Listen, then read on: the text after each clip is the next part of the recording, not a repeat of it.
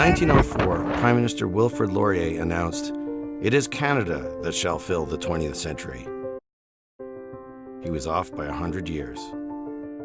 On our 150th birthday, as we take stock of who we are, we find we are one of the most multicultural nations on Earth, with more than 200 ethnic origins. Must be Canada Day. Happy Canada Day. We have abundant natural resources: water, timber, oil, metals. We have created some of the world's most livable cities. The First Nations arrived 15,000 years ago. They adapted to the land and climate and integrated their belief system with nature. The first Europeans had more trouble adapting to the land.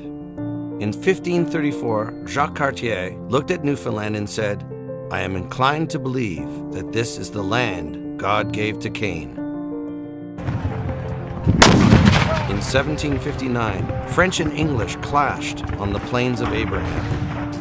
By 1812, we were united in a war against the United States. Outnumbered and outgunned, we emerged victorious 2 years later. In the West, David Thompson, the greatest land geographer who ever lived, as he was later called, walked and paddled more than 50,000 square kilometers. And we expanded west to fill those spaces he had mapped. In 1864, John A. Macdonald said, "There may be obstructions, local differences may arise, disputes may occur, local jealousies may intervene, but it matters not. The union of the colonies of British North America under one sovereign is a fixed fact." It wasn't a fixed fact, not yet, and local differences did arise.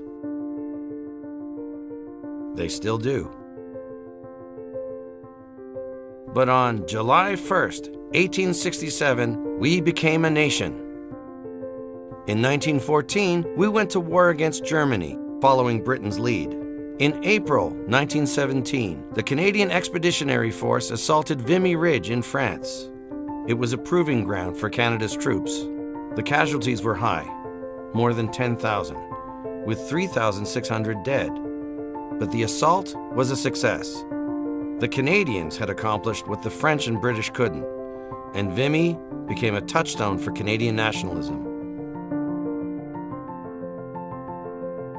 In 1939, we came to Britain's aid once more, as allies this time, rather than a colony. The Second World War was a defining event for Canada. More than 1 million Canadians served. Once more, we proved our worth, at Caen, at Tortola, at Dieppe.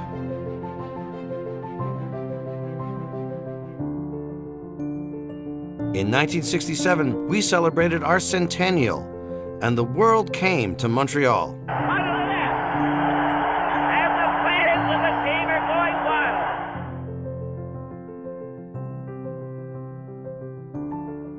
We were given long winters and great distances. We gave ourselves diversity and tolerance.